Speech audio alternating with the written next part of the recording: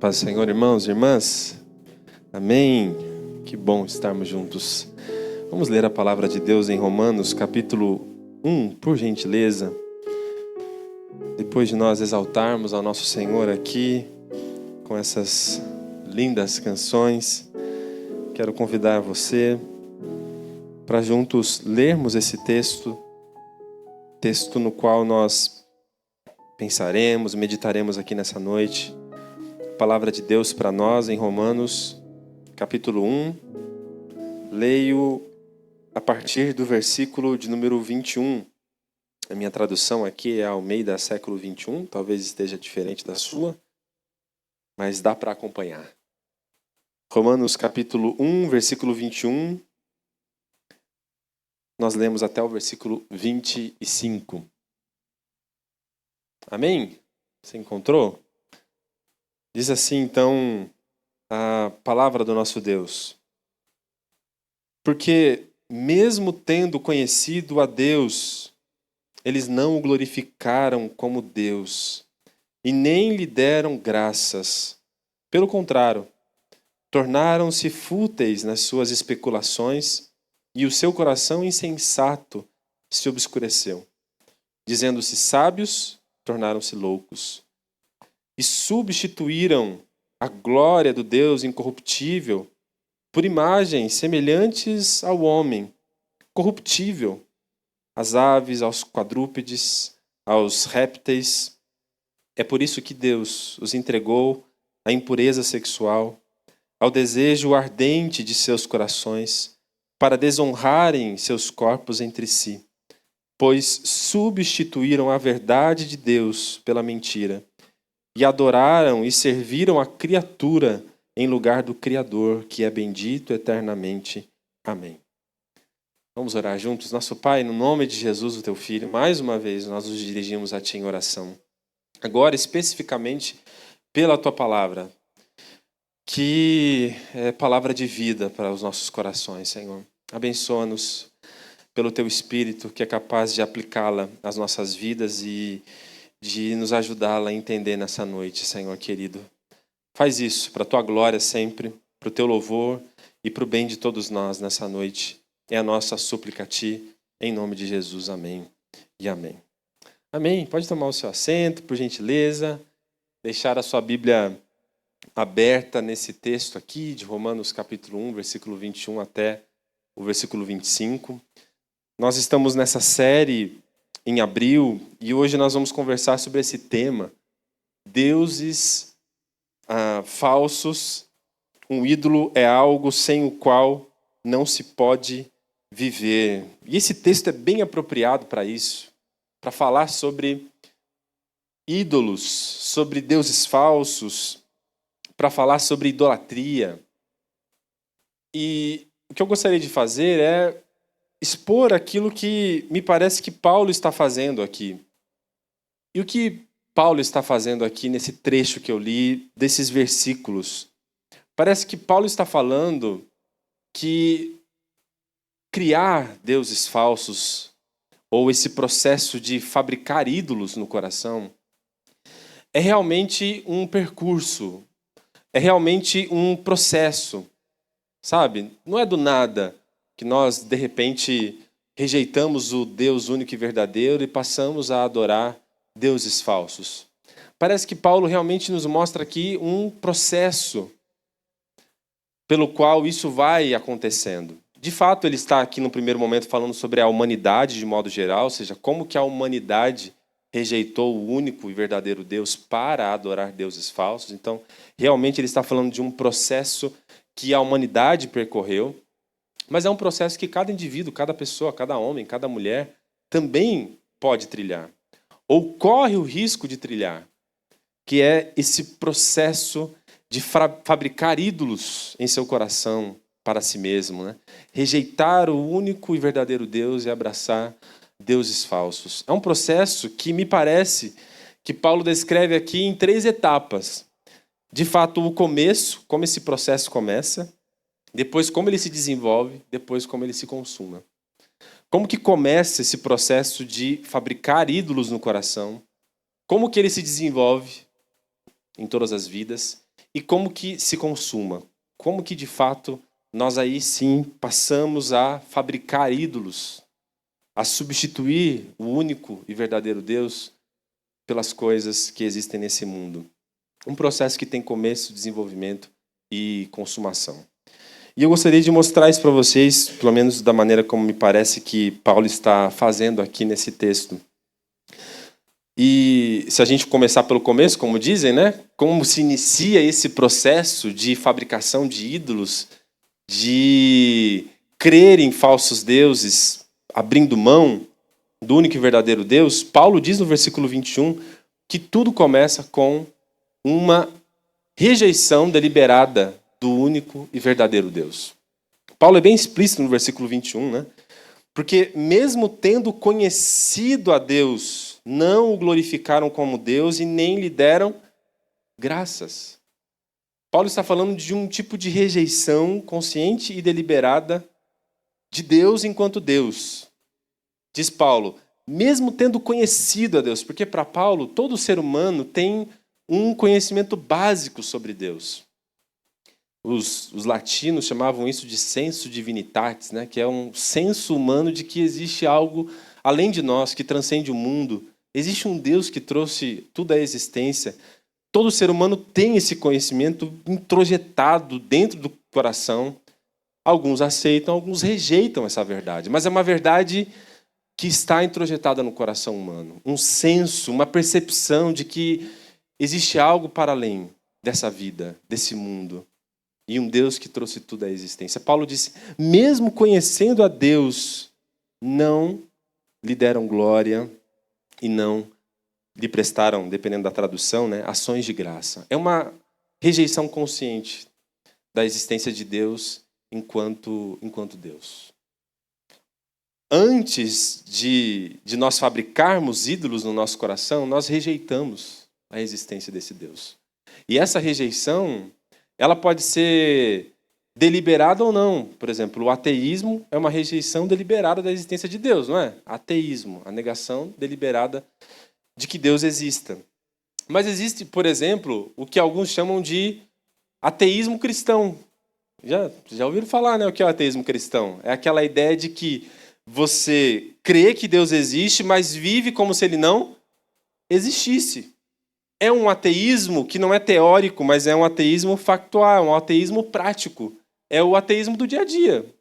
Eu até acredito que ele exista, mas eu vivo simplesmente como se ele não existisse. Deus não faz a menor diferença na minha vida. É um ateísmo cristão. Ou o que alguns chamam na sociedade secular de um apateísmo. Já ouviu falar dessa palavra? O que é o apateísmo? O ateísmo é a negação de que Deus existe. O ateísmo cristão é aquele que segue uma religião cristã, nesse caso, mas vive como se Deus não existisse, negando factualmente, na prática, a existência desse Deus. E o apateísmo é o que existe hoje como movimento na cultura secular, que é uma apatia para com a ideia de que Deus de fato exista. Apatia significa indiferença.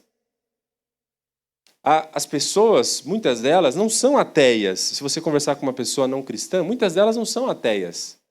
Elas são apateias. Elas são apáticas. Elas são indiferentes a isso. Você fala de Deus para elas não faz diferença nenhuma. Não paga meu boleto no final do mês. Sabe? As pessoas não estão nem aí. Deus simplesmente não faz parte da equação. Não faz sentido para elas. E elas não estão nem aí. É uma indiferença realmente para com Deus.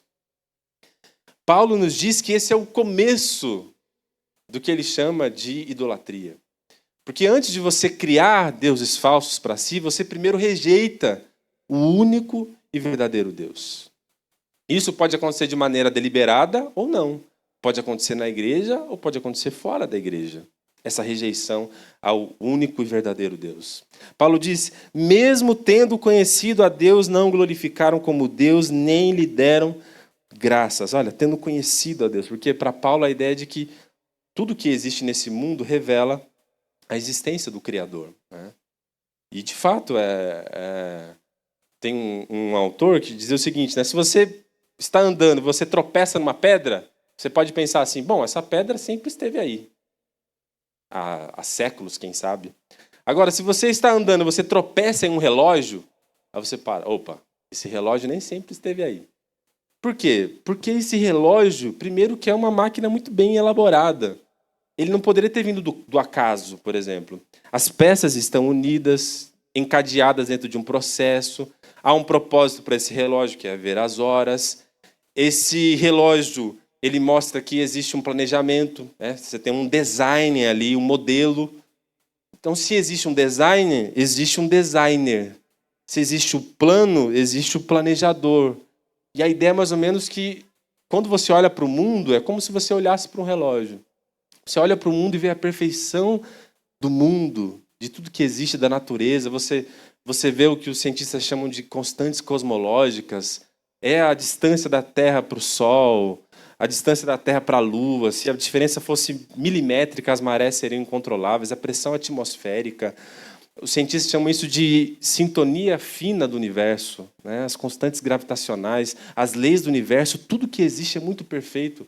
Outros chamam de a calibragem do universo. Parece que é tudo perfeito. Se 1 milímetro fosse diferente da pressão atmosférica, da distância da Terra para o Sol, para a Lua, enfim, se o mundo fosse milimetricamente diferente do que é, não existiria vida humana. Quando você olha para essa perfeição, para as leis da natureza, você vê como um relógio. Se você pegar as peças do relógio e jogar para cima, o relógio vai cair montadinho? Não, né? O mundo é igualmente perfeito. E ele tem que ter vindo da mão de um criador, de um planejador. O mundo mostra um design. E Deus é o designer, né? Por assim dizer. Ele que trouxe a existência de tudo. Então, quando você olha para o mundo, diz Paulo, ele diz aqui no capítulo 1, inclusive, tudo que é possível conhecer de Deus é manifesto nas coisas criadas.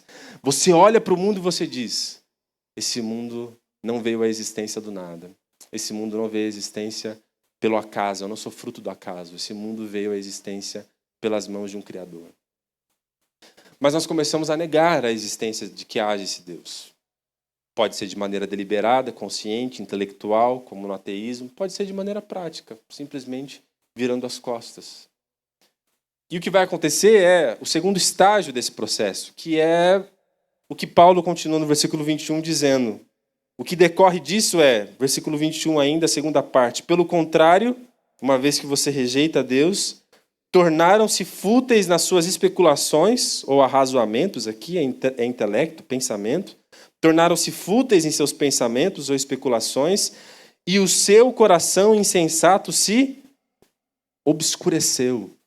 Coração e pensamentos, ou se você quiser, né, a tradução minha diz aqui especulações, mente e coração. Quando você rejeita Deus, diz Paulo, o que acontece é que a mente passa a pensar a revelia de Deus, em rebelião a Deus. A mente sem Deus, irmãos, é capaz de pensar as piores coisas. Diz Paulo, o coração sem Deus é um coração obscurecido. E coração, tanto no Antigo Testamento como no Novo, coração é a sede das intenções, dos desejos, da vontade, da volição. Então é intelecto, mas também é anseio, vontade, coração, desejo. Paulo diz, o coração se obscurece. Sem Deus, o que a gente pensa, o que a gente deseja, o que a gente quer, são as piores coisas, diz Paulo. E esse é o processo. Tem um autor que eu gosto, chamado N.T. Wright, ele conta uma situação que ele estava na casa dele e tinha uma árvore bem na frente da casa dele, uma faia, que tinha 200 anos. Uma árvore enorme, frondosa. E que a equipe ali de podagem do município disse que ela estava condenada, porque ela estava doente, aquela árvore poderia cair a qualquer momento, então tiveram que cortá-la. E ele e a vizinhança indignados. Né? Não é possível uma coisa dessa, a árvore está bonita, está frondosa, está verdejante, né? A casca está vistosa, e cortaram a árvore. E aí ele disse que enquanto eles acompanhavam ali, que a árvore estava sendo cortada, né? Porque uma árvore grande, então estava sendo cortado o tronco em vários pedaços para depois poder ser levada. E aí ele disse que quando começaram a cortar a árvore, aí ele percebeu que desde a raiz até o topo da árvore, todo o interior da árvore estava escurecido. Só restava a casca. ainda vistosa. Desde as raízes enegrecidas, escurecidas, o interior todo, até o topo da árvore. E ele conta essa situação quando ele estava comentando o livro de Romanos, esse texto, que o pensamento humano e o coração humano sem Deus são obscurecidos. E ele diz, assim é o ser humano sem Deus, ou o ser humano que rejeita Deus. O seu interior está totalmente podre, corroído, comido pelos fungos do pecado. Seu pensamento, sua mente, é o que a Bíblia chama de queda. Nós somos um ser decaído, ser humano, sem Deus. Pensamento e coração obscurecidos, diz Paulo, é como a árvore. A gente só vê casca, né, irmãos? Você olha aqui assim, minimamente arrumado aqui, né? Tomou banho, arrumou o cabelo, passou perfume. Você olha assim, você olha no sábado, tá com uma bebezinha no colo, tem esposa. Você olha, é só casca, irmãos. A gente anda nas ruas, só vemos cascas. Só vemos cascas. Porque a verdade que Paulo está dizendo é que quando nós rejeitamos a Deus, por trás dessa casca de uma família bem constituída, de uma pessoa trabalhadora, de uma pessoa educada, é isso que somos. A revelia de Deus em rebelião a Deus, coração e mente apodrecidos pelo fungo do pecado, que vai nos comendo por dentro. Diz Paulo, esse é o processo. Rejeitamos a Deus, então a mente e o coração começam a pensar e a sentir a revelia de Deus, em rebelião a Deus, começam a pensar e a sentir aquém de Deus. E aí isso se consuma no que Paulo diz, que inevitavelmente isso vai te levar, uma vez que a sua mente, seu coração está entregue a uma forma de pensar, sentir, desejar e querer completamente contrários a Deus, que você vai naturalmente criar para si, então, um Deus que substitua o único e verdadeiro Deus que você rejeitou em sua vida. Você pode ter rejeitado de maneira consciente ou não, deliberado ou não, mas esse processo, se chegar à conclusão, é que você vai escolher um substituto para Deus em sua vida. Um substituto para Deus em seu coração. Para ocupar no seu coração, para ocupar na sua mente, o lugar que só Deus poderia ocupar. Na sua mente, no seu coração e na sua vida. E é isso que Paulo diz aqui no versículo 23. Eles substituíram a glória de Deus, a glória incorruptível de Deus, por imagens semelhantes à dos homens. Corruptível, né? O homem corruptível. A imagem das aves, dos quadrúpedes, dos répteis, diz Paulo. E veja o versículo 25. Pois substituíram a verdade de Deus pela mentira, e adoraram e serviram a criatura em lugar do Criador, que é bendito eternamente. Palavra que repete, versículo 23 e versículo 25. Pois substituíram, é uma substituição mesmo, de Deus. Versículo 23, substituíram. Versículo 25, substituíram. É uma substituição de Deus. Uma vez que a gente vive a revelia aquém desse Deus, então nós escolhemos, elegemos um novo Deus para o nosso coração, para habitar no nosso coração. Mas diz Paulo, é uma substituição. Porque o que acontece é que ninguém consegue rejeitar a Deus e viver sem um novo Deus, por assim dizer. Você não consegue. Porque o ser humano foi criado para adorar a Deus. Então, se ele não adora o único e verdadeiro Deus, ele vai projetar esse desejo de adoração para qualquer outra coisa que exista nesse mundo. Então, não existe lugar vazio. Não existe coração vazio. Ele sempre está ocupado. Ou por Deus ou por um ídolo. Não existe coração vazio. Não existe vida que não tenha um rei governando sobre a nossa vida. Ou é Deus, ou é alguém que nós elegemos como substituto de Deus para as nossas vidas. Diz Paulo que existe sempre uma substituição, mas nunca existe um lugar vazio. Nunca existe. Se rejeitamos a Deus, então algo ou alguém ocupa o seu lugar. E o que ocupa o lugar de Deus, o Deus único e verdadeiro, diz Paulo, no versículo 25, isso fica claro, né? Eles adoraram e serviram a criatura, ou se você quiser também pode ser a criação, em lugar do Criador, que é bendito eternamente. A substituição foi, então, você começar a adorar não o Deus que criou tudo, mas aquilo que Deus criou. Tem ele era filósofo, matemático, cientista do século XVII, chamado Blaise Pascal, francês, né? E ele comentando uma vez, ele falou assim, é como se Deus tivesse nos feito com duas capacidades para amar. Deus nos fez com uma capacidade infinita de amar. Um ser infinito.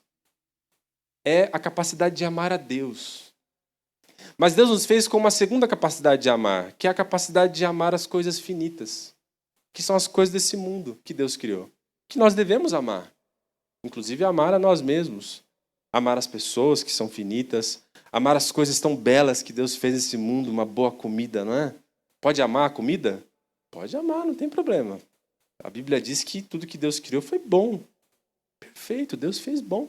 E diz o Blaise Pascal, Deus nos fez com uma capacidade para amar o que é infinito, só Deus é infinito, e nos fez com uma capacidade para amar o que é finito. E o mundo, antes da queda, deveria ser assim, né? Projetando o nosso coração para amar o infinito, esse Deus transcendente, eterno, e projetando o nosso amor para as coisas finitas desse mundo também, que são boas, que Deus criou para nós, para que nós desfrutássemos dela. Diz o Blaise Pascal, qual que é o problema? Com a queda, nós bagunçamos tudo isso. Nós passamos a amar com amor infinito as coisas que são finitas. Essa é a questão. Então, esse amor que era para o infinito, para Deus, o único objeto que poderia, de fato, satisfazer o anseio desse amor, agora nós destinamos esse amor infinito para as coisas finitas. E o que acontece quando você destina um amor infinito para as coisas que são finitas? O que é finito sempre acaba. O que é finito sempre acaba.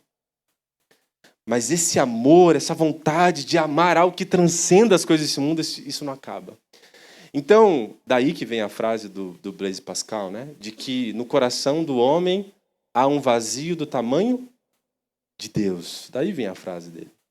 Ou seja, porque o homem passa a destinar esse amor infinito às coisas finitas. O dinheiro é uma coisa boa. O sexo, os relacionamentos, a família, o trabalho.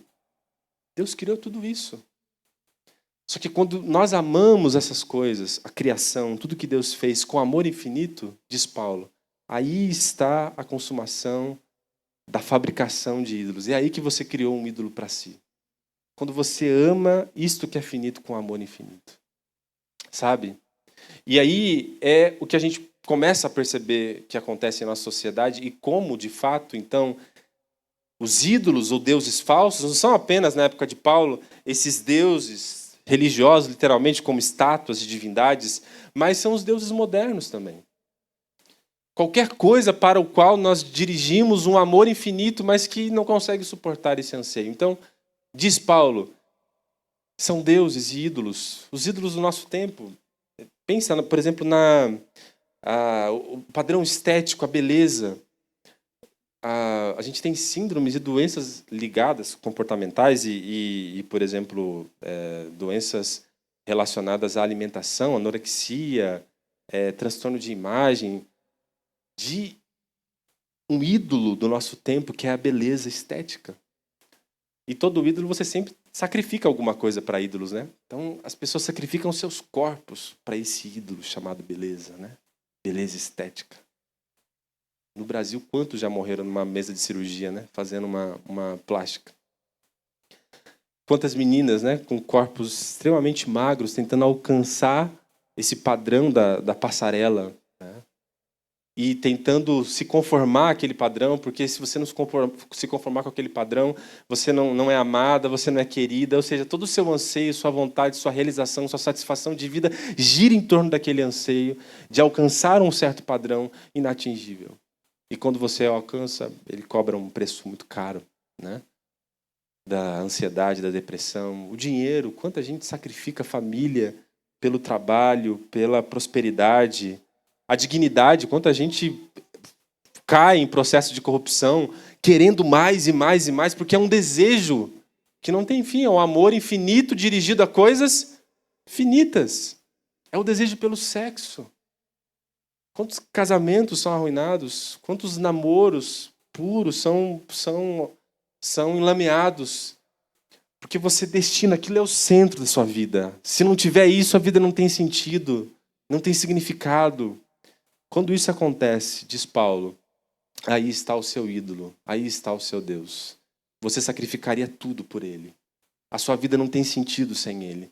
Se você perder o dinheiro, se você perder esse relacionamento, se você perder o sexo, se você perder a prosperidade, a sua vida não tem sentido.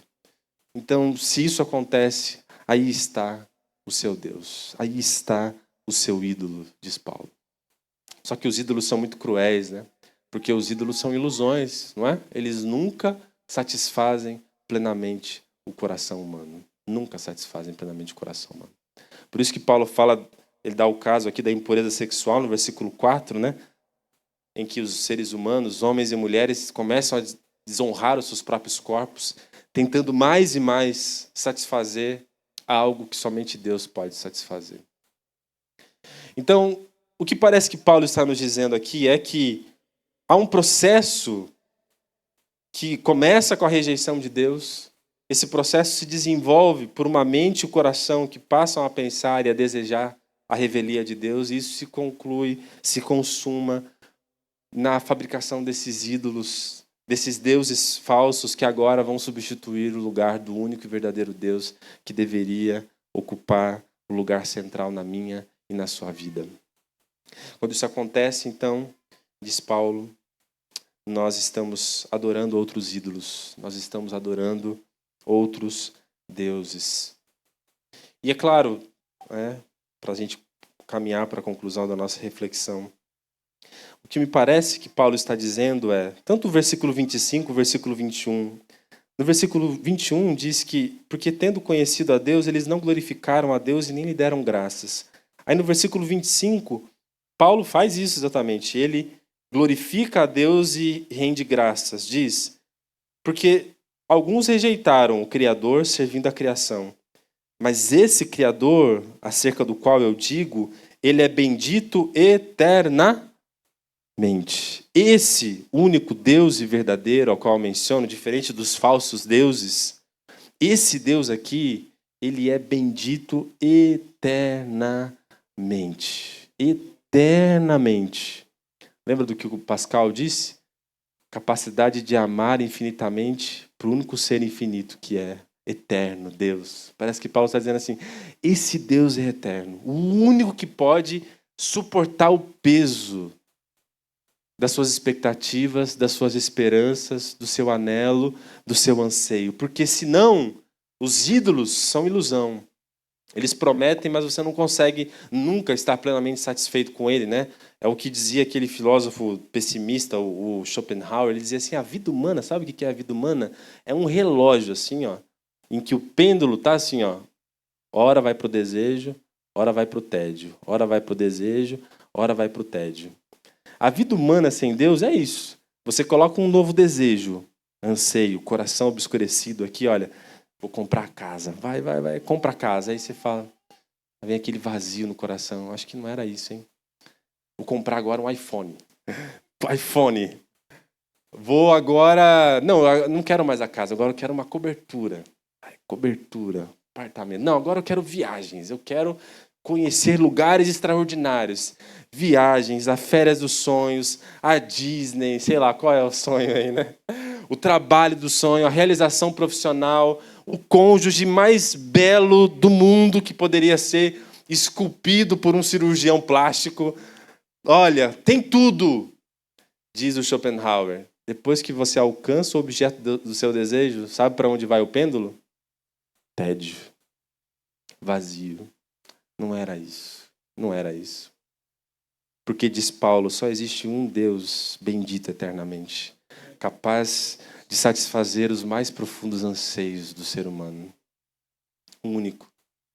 Eu concluo justamente pensando nisso, porque eu me lembro de um senhor que eu visitei, foi a pessoa mais rica que eu já visitei na minha vida. Ele, de fato, era muito rico, em Campo Grande. E ele estava doente, à beira da morte já. E eu fui visitá-lo. Poderosíssimo, riquíssimo. Morava numa cobertura, eu me perdi literalmente no apartamento dele tentando sair. A pessoa falou assim, você sabe sair? Eu falei, não, eu lembro aqui, eu me perdi de tão grande que era. Aí me acharam depois, eu falei, não sei onde é a saída. Me mostraram, uma cobertura riquíssimo. Tinha tudo. Tudo o que muita gente gastaria a vida inteira para ter. Sem Deus. Completamente angustiado, vazio. Com uma família esfacelada. Com ódios e ressentimentos que estavam na sua garganta. Uma pessoa profundamente infeliz. Profundamente infeliz. A empregada dele, evangélica, era 1000 vezes mais feliz do que aquele homem. 1000 vezes.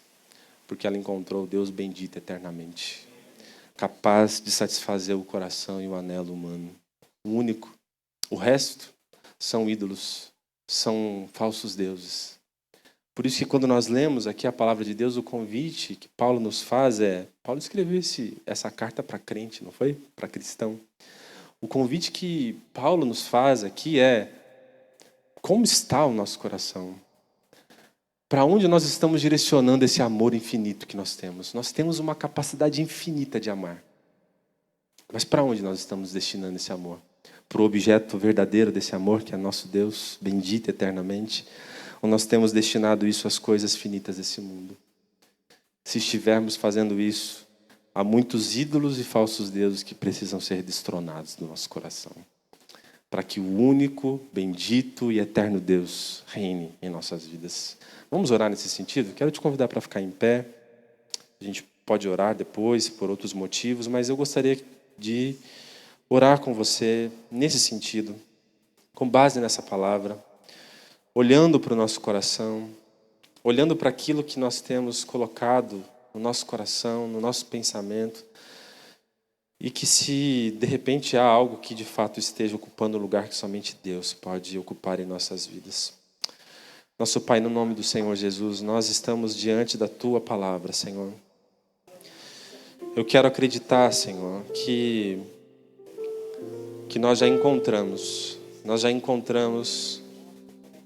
a fonte de toda a satisfação, que nós já encontramos a água capaz de saciar a sede humana. Quero acreditar que nós já encontramos a Ti, Deus único, bendito e verdadeiro, eterno. Eu quero acreditar que encontrando a Ti, Senhor, nós encontramos a plena felicidade, a plena realização do nosso coração. E que uma vez tendo encontrado a Ti, Senhor, com dinheiro ou não no bolso, com dificuldades ou não em nossas vidas, com problemas ou não em nosso lar, em nosso trabalho, com doença ou não em nosso corpo, Senhor. Não importando qual seja a circunstância ou a situação, eu quero acreditar que se de fato nós encontramos a Ti, nós somos plenamente felizes, saciados, realizados em nosso coração. Que se encontramos a Ti, Senhor, e Tu és de fato o nosso verdadeiro Deus, então no nosso coração não há ídolos para serem destronados, porque nele o Senhor já está assentado como soberano e Senhor. Quero acreditar nisso, Senhor. Mas eu sei, por mim mesmo e pelos Teus filhos, que nós somos falhos ainda, Senhor. Nós somos fracos. E por vezes o coração se inclina, o coração tende a querer amar infinitamente as coisas infinitas desse mundo, Senhor. Ajuda a gente a entender se isso estiver acontecendo, Senhor. Se nós estamos dando demasiado valor àquilo que nós não deveríamos valorizar tanto, Senhor. Se é o dinheiro, se é algum relacionamento, se é algo que temos que seja o centro da nossa vida, o sentido da nossa existência, o motivo da nossa esperança, o fundamento da nossa alegria. Se isso estiver acontecendo, Senhor, que o Teu Santo Espírito hoje, Senhor, venha de fato renovar o nosso coração. Renovar o nosso coração com alegria, renovar o nosso coração com satisfação plena em Tua presença, Senhor. Para desfrutarmos de Ti, Senhor, para gozarmos de Ti, para nos deliciarmos em Tua presença, por termos conhecido a Ti como nosso Deus bendito eternamente. Ajuda-nos assim, Senhor, para que em Ti o nosso coração esteja sempre plenamente feliz e satisfeito, Senhor. Para que os ídolos sejam sempre apenas ilusão e jamais, Senhor, jamais haja nada ou qualquer outra coisa que ocupe o Seu lugar em nossas vidas. Assim nós oramos, assim pedimos e suplicamos a Ti, nosso Pai, no nome de Jesus, pelo Espírito Santo que está aqui. Assim pedimos, em nome de Jesus. Amém, Senhor.